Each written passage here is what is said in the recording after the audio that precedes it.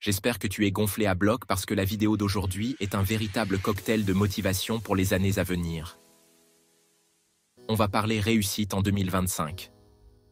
Ouais, tu as bien entendu.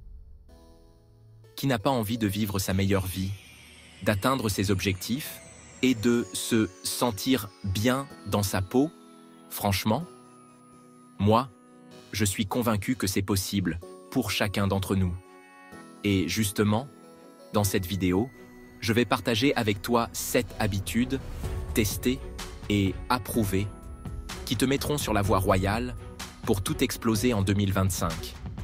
Que tu sois plutôt du genre organisé ou plutôt à suivre le flow, ces habitudes, tu vas voir, c'est un peu le secret pour être au top dans tous les domaines. Alors, prépare-toi à prendre des notes parce qu'on attaque tout de suite. Ah, et avant que j'oublie, un petit like si la vidéo te plaît, ça me donne un coup de boost incroyable pour la suite. On commence direct avec du costaud. Les amis, se fixer des objectifs. Avoir des objectifs clairs, c'est comme avoir un GPS dans la vie, vous voyez? Sans GPS, on roule au hasard, on tourne en rond, et on finit par se perdre. Pas vrai? Eh bien, c'est pareil pour nos rêves. Si on sait où on va, on a beaucoup plus de chances d'y arriver. C'est logique, il suffit d'y penser. Alors comment on fait? Rien de plus simple. Prenez un carnet, un bout de papier, votre téléphone, peu importe, et notez tout ce que vous voulez accomplir d'ici 2025. Soyez précis, hein? Devenir riche, c'est trop vague. Lancer ma propre marque de vêtements ou partir en Asie du Sud-Est, c'est déjà mieux.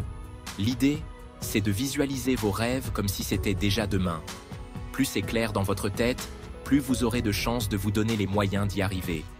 Et surtout, n'ayez pas peur de voir les choses en grand. Le plus important, c'est de se fixer des objectifs qui vous font vibrer, qui vous donnent envie de sauter du lit le matin. Parce que, soyons honnêtes, se traîner dans la vie comme un zombie, c'est vraiment pas le but, hein? Alors, on se bouge, on se motive, et on vise la lune. Bon, maintenant qu'on a parlé objectifs, passons aux choses sérieuses, la gestion du temps. Parce que oui, le temps, c'est précieux, c'est comme une boîte de chocolat, ça se déguste et ça s'utilise intelligemment. Alors, oubliez les excuses du genre « j'ai pas le temps ». Tout le monde a 24 heures dans une journée, la différence, c'est la façon dont on les utilise. Le secret? L'organisation, mes amis. Commencez par lister tout ce que vous avez à faire et classez vos tâches par ordre d'importance.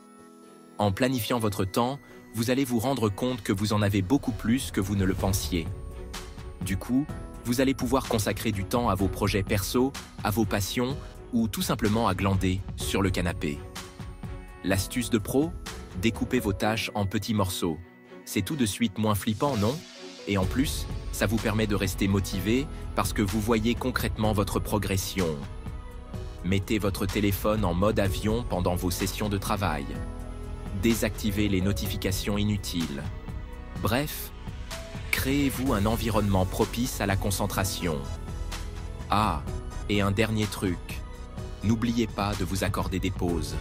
Travailler comme un fou, c'est bien, mais faire des pauses régulières, c'est encore mieux. Levez-vous, marchez un peu, sortez prendre l'air, bref, laissez votre cerveau respirer. Vous verrez, vous serez beaucoup plus productif après. On attaque maintenant un chapitre crucial, les amis, prendre soin de sa santé, mentale et physique. Parce que oui, on peut avoir tous les objectifs du monde. Si on est crevé et déprimé, on n'ira pas bien loin. Alors, on se met en mode self-care et on prend soin de soi. Premier point, et pas des moindres, le sommeil. Croyez-moi, votre corps vous remerciera de lui accorder ses 7 à 8 heures de sommeil par nuit. Un bon sommeil, c'est comme un reset pour votre cerveau et votre corps. Ça vous permet de recharger les batteries, d'être plus concentré, plus performant et de meilleure humeur. Ensuite, on parle bouffe. On oublie les kebabs à 3 heures du mat et on privilégie une alimentation saine et équilibrée. Essayez d'intégrer plus de fruits, de légumes et de céréales complètes à votre alimentation. Le sport, maintenant. Marchez, faites du vélo, dansez comme des fous dans votre salon. En plus de vous maintenir en forme, le sport, ça permet de libérer des endorphines, les hormones du bonheur. Et enfin, dernier point, mais pas des moindres, la santé mentale. On prend soin de son petit cerveau, on apprend à gérer son stress, on s'accorde des moments de détente, et on n'hésite pas à demander de l'aide si on en ressent le besoin. Accrochez-vous bien, on passe au niveau supérieur, l'apprentissage continue. Ouais, je sais, ça peut faire peur dit comme ça, on a l'impression de retourner à l'école, mais rassurez-vous, c'est bien plus cool que ça. Dans un monde qui évolue à la vitesse grand V, il est essentiel de ne jamais cesser d'apprendre, de se tenir au courant des dernières tendances, de découvrir de nouvelles choses. Pourquoi? Tout simplement parce que ça vous rend plus intéressant, plus compétent, et ça vous ouvre des portes. Alors, comment on fait pour devenir un vrai pro de l'apprentissage? Tout d'abord, soyez curieux. Ouais, la curiosité, c'est la base de tout. Intéressez-vous à tout, posez des questions, explorez de nouveaux domaines. Deuxième conseil, lisez, lisez, lisez. Livres, articles, blogs, tout ce qui vous tombe sous la main. La lecture, c'est une fenêtre ouverte sur le monde. Ça vous permet de voyager, d'apprendre de nouvelles choses, de développer votre esprit critique. Et si vous n'êtes pas fan des livres, pas de panique. Il existe plein d'autres façons d'apprendre. Podcasts, documentaires, conférences, MOOC, etc. Le plus important, c'est de trouver ce qui vous correspond et ce qui vous motive. Troisième astuce, sortez de votre zone de confort. Ouais, je sais, c'est facile à dire, mais croyez-moi, c'est en sortant de sa zone de confort qu'on apprend le plus. Alors, n'hésitez pas à essayer de nouvelles choses, à vous lancer des défis, à rencontrer de nouvelles personnes. Vous verrez, vous serez surpris de tout ce que vous êtes capable d'accomplir. Chapitre 5. Les relations humaines. Plus fort qu'un boss de fin de niveau. On attaque maintenant un chapitre crucial, les amis. Les relations humaines. Ouais, je sais, ça peut paraître bateau, mais croyez-moi, avoir des relations saines et positives, c'est essentiel pour être heureux et épanoui dans la vie. Parce que oui, l'être humain est un animal social, on a besoin des autres pour s'épanouir, pour grandir, pour partager des moments de joie et surmonter les épreuves. Alors, comment on fait pour cultiver des relations positives? Tout d'abord, on apprend à communiquer efficacement. Ouais, la communication, c'est la base de toute bonne relation. On apprend à écouter attentivement les autres, à exprimer clairement ses besoins et ses émotions, à résoudre les conflits de manière constructive. Deuxième conseil, on s'entoure de personnes positives et bienveillantes.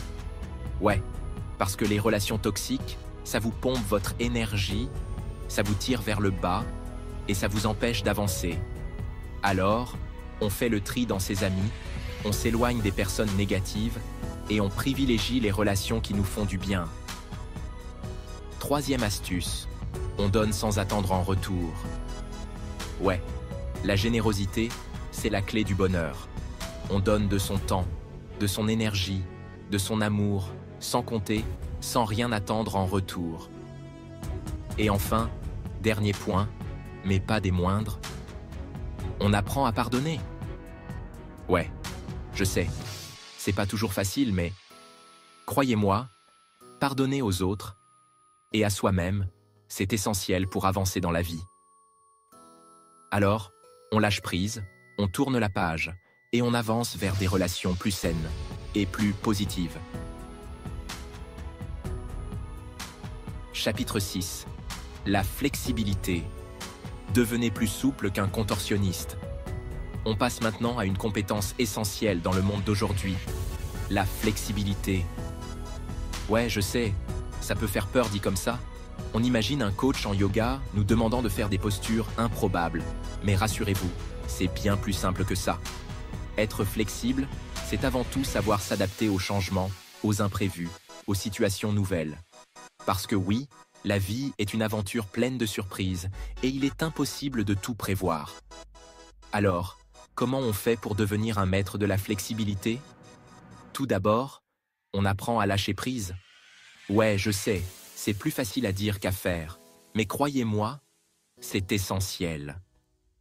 Apprenez à accepter que les choses ne se passent pas toujours comme prévu, que des obstacles se dressent sur votre chemin, que des plans tombent à l'eau. Deuxième conseil, on cultive sa capacité d'adaptation. Ouais, parce que dans un monde en constante évolution, il est primordial de savoir s'adapter rapidement aux nouvelles situations. Alors, on ouvre son esprit, on sort de sa zone de confort, on n'hésite pas à essayer de nouvelles choses. Troisième astuce, on développe sa créativité. Ouais, la créativité, c'est votre meilleur allié pour faire face aux imprévus. Alors, on sort des sentiers battus, on pense différemment, on trouve des solutions originales aux problèmes.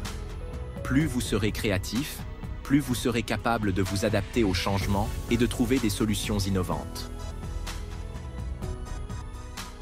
Chapitre 7. La gratitude. Le secret du bonheur. On termine en beauté avec une habitude simple mais ultra puissante. La gratitude. La gratitude, c'est un peu le secret du bonheur. Apprécier les petites choses de la vie, c'est la clé pour se sentir bien et attirer de bonnes choses. Chose. Chose. Alors, comment devenir un pro de la gratitude? Focalisez-vous sur le positif. Concentrez-vous sur les choses positives de votre vie, même les plus petites. Tenez un journal de gratitude. Notez chaque soir les choses pour lesquelles vous êtes reconnaissant. Exprimez votre gratitude aux autres. Dire merci aux gens qu'on aime, c'est important. Vous allez voir, ça fait du bien, et ça fait du bien autour de vous. Voilà les amis, c'est la fin de cette vidéo. J'espère qu'elle vous a plu et surtout qu'elle vous aura donné des pistes concrètes pour réussir en 2025. On récapitule rapidement les 7 habitudes à adopter. Se fixer des objectifs clairs, gérer son temps comme un pro, prendre soin de sa santé physique et mentale, ne jamais cesser d'apprendre, cultiver des relations positives, être flexible et adaptable, et pratiquer la gratitude au quotidien. N'oubliez pas que le succès, c'est un voyage, pas une destination. Alors, on savoure chaque instant, on apprend de ses erreurs et on n'abandonne jamais. Et surtout, n'oubliez pas de vous abonner à la chaîne pour ne rater aucune vidéo, d'activer la cloche des notifications pour être prévenu des prochaines sorties et de liker la vidéo si elle vous a plu. Ça me motive énormément à continuer à créer du contenu pour vous. Merci d'avoir regardé cette vidéo jusqu'au bout, prenez soin de vous et à très bientôt pour de nouvelles aventures.